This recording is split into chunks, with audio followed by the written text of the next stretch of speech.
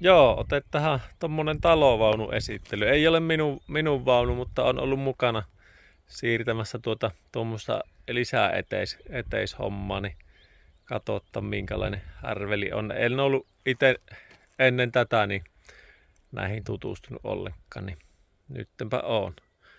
Joo, eli tää on tämmönen, onko tää varmaan peräti 4 metriä korkea tommonen talovaunu, ja pointti on juurikin se, että se on tasan 3,5 tonnia, että tätä sapi jolle ML-mersulla tai mörköjeepillä niin hinata, mutta kuten tuossa huomaa tuosta muotoilusta, niin tässä on kyllä enempi se, että kunhan on maksimitilat siihen painon nähdä, ja ei varmaankaan tarkoitus sitä ajettaa Lapin-reissua, vaan ajettaa johonkin mökille tai mihin hyvänsä, ja se on sitten siellä enempi. Ja mitä lapsena, kun noita reissuja tehtiin Lapissa ja muualla karavaanarina, niin silloin itselle tuli ihan puskista, että hetkinen, jotkut on karavaanareita silleen, että ne ei ajele sillä ikinä. Niillä on kausipaikka ja niillä on tutut kaverit ja tutut järvet,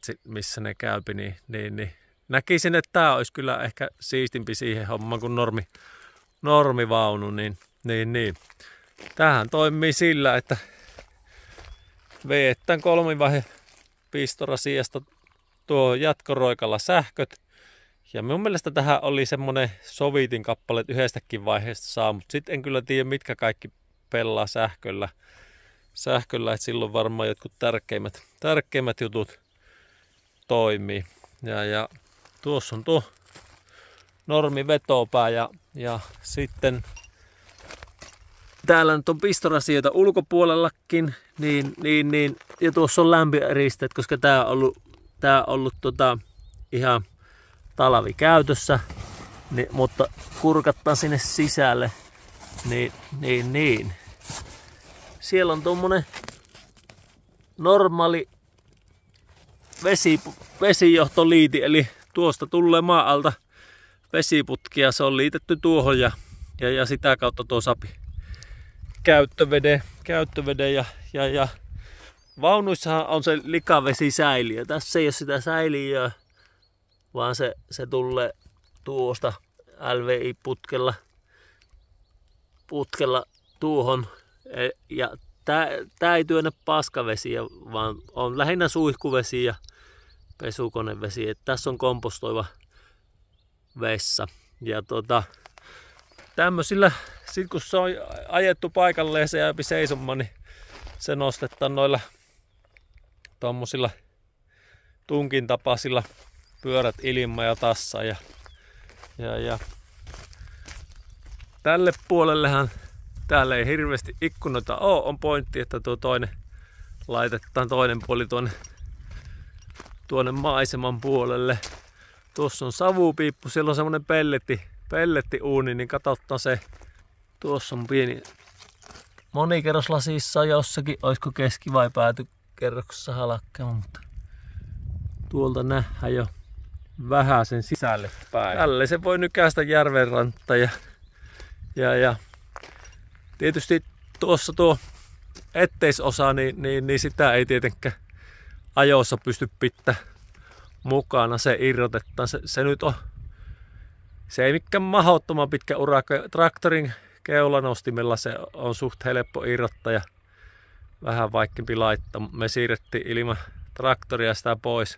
Traktorilla onneksi saatti se kärri, niin oliko meitä 4 nostamassa sitä, niin siihen aina just sapi kammettua jotain väliin ja nostettua. Niin tuolla on semmoset rautajutut, joiden varaan se tulee ja tuonne ylös sit vedetään silikonia. Niin kahottaan sisältä, vaihan tuon kamerakulman, niin saa paremmin pitää laajakulma ottaa, kun sisätiloissa pyörii.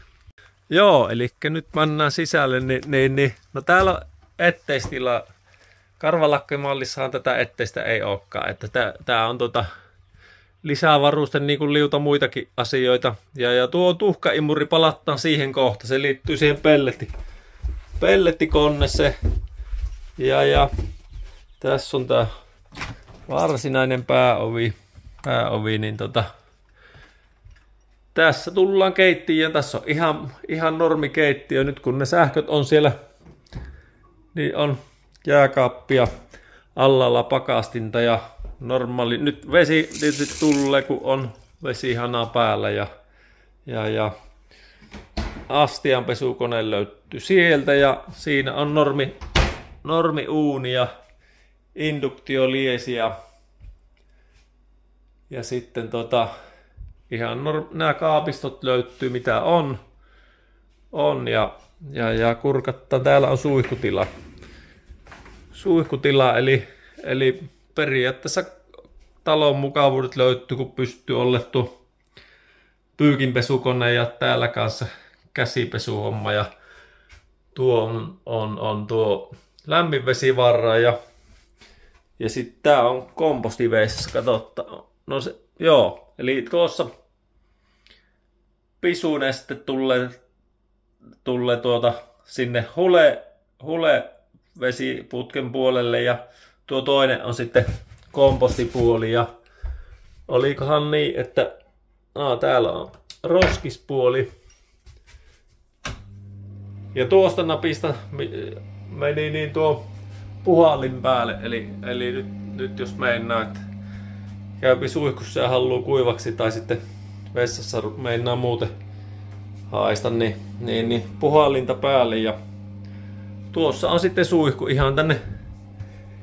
Sovin itekin, ei ota pääkattoon kiinni, 185 pitkä, niin.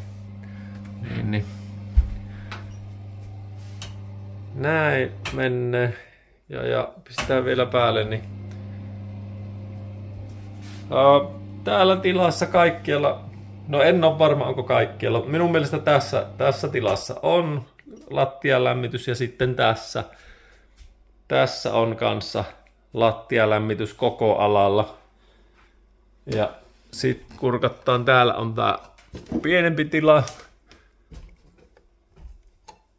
Täällä on nyt jonkin sortin paksu matto. Se on sitten vähän makuasia, minkä tyyppinen makupaikaksi tää varmaan kaikkein kätevin on, mutta tää taisi olla telkkaripaikkana kun viimeksi täällä on käynyt pyörähtämässä. Joo. Ja.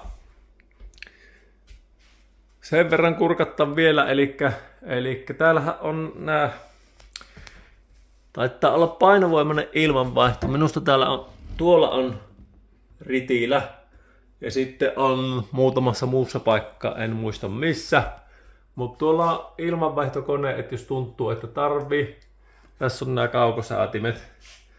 Eli toinen on tuolle ropeilille, eli korkea tila, niin saapi paremmin lämpimän ilman tulemaan alas lämmittäessä. Ja ilmanvaihtokone oli tuo. Hetkinen, ilmanvaihtokoneessa lukee Mitsubishi, eli se on tuo. Katotta. Sitten pistettä ison. Joo, eli se pelaa kaukosäätimestä ja sitten on tämä. Tätä en osannut heti. Kuvittelin painavani play-nappi, kun se on stop-nappi, mutta eli tää ei minusta ole pelkästään kesähelteille ajateltu, vaan nimenomaan kun pelletti uunilla lämmittää, niin se nousee tuo lämmin ilma ylös ja sen jos haluaa tänne alas, niin tuolla se tulee helpoiten. Joo. Tuo on keittiön pöytä, se on tullen pienessä tilassa, siellä on tommoset saranahommat, että sen saapi tehdä vähän isommaksi. Ja sitten on nuo istujakkarat ja kaikissa näissä on jouduttu miettimään vähän tuo, että tilaa ei ole rajattomasti ja yritetään saada omakotitalon mukavuudet, niin näidenkin sisällä on säilytystilaa. Ja sitten tää alaosa, tää nyt on tietysti matala, että tääkin voi olla joko makkuupaikkana tai sitten siellä taisi olla mistä haettiin, niin tää oli lapsella leikkipaikkana. leikkipaikkana. Pistorasioita täällä on ihan jees. Ja sitten täällä on kans takana hyllyä ja sitten nuo porttaikkokin on. Nuo portaat, mitkä on tänne taakse, on hyllynä ja tää mikä on alimmaisena, niin tää on taas näillä saranoilla laitettu. Ja sitten tää ylätila, eli tämähän se toimii kokonaan. Täälläkin sovin seisomaan. Katsotaan tuosta. No siitä katsotaan ulkomaisemat. Eli tämähän on mukavin, jos on työpisteenä tai muuten, niin koska tässä saapi näkymät koko ajan ulos. Että ylen korkea tää ei ole aika lähelle menneen pää, mutta pitää olla 190 päälle, että pää osuu. Eli tuo pellettipömpeli on siinä mielessä minusta kätevä. Ja harkihtisin itse, jos olisi itsellä pieni kesämökki, jossa on sähköt, niin tuomusta. Siihen pystyy laittamaan kynnyslämpötilat, että missä lämpötilassa se lähtee päälle ja missä se sammuu. Sitä ei tarvitse sytkerillä tai tulitikuilla sytytellä. Se syttyy ihan omin päin sen mukaan, mitä on käsketty. Nyt se taitaa olla offilla. Mutta se pallaa sillä omalla logiikalla niin pitkään kuin täällä pellettiä riittää. Tähän on muistaakseni 6 millistä pellettiä laitettu, että en tiedä miten paksu menee läpi. Yleensä kai tarvii olla aina suht tasalaatusta ja ehkä tässä niin se mitä on, että jos ympärivuotisesti asuu, niin sitten tämä joutuu joka päivä imuroimaan, että oma vaivansa siinä imuroinnissa, mutta itse näkisit vähemmän vaivaa kuin jos olisi tommonen klapiuuni, joka ei varra lämpöä, vaan on tämmönen alle 200 kiloinen, niin täältä pitää tämä puoli imuroida ja en ole varma oliko täällä muuta, mutta automaattisytytys on ihan fiksu homma tässä. Muuta en osaa sanoa tuosta, ei kun katsotaanpa tuo sähköpuoli kanssa.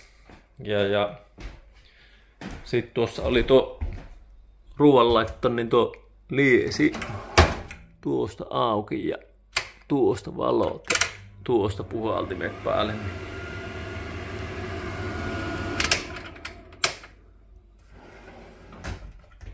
Joo, niin se sähköistä sen verran, eli se oli se 3-vaihepistokkeella päälle ja täälläpä näkyy sitten, että mikä sulake on millekin. Siellä on valoille ja olkkarin lämmitykselle ja vessan lämmitys, eli joo, on sielläkin silloin lattialämmitys ja sitten on induktioliesiä ja uunia ja sitten sitä lämminvesivarraajia ja pesukonetta ja keittiön muita ossuksia ja jääkaappia. Ja joo, eli siinäpä on ne ja nyt näkyykin tuossa, niin kaikissa vaiheissa on sähköt, kun on kaikki 3 valoa tuossa päällä. Joo, ei siinä. Semmonen on talovaunu.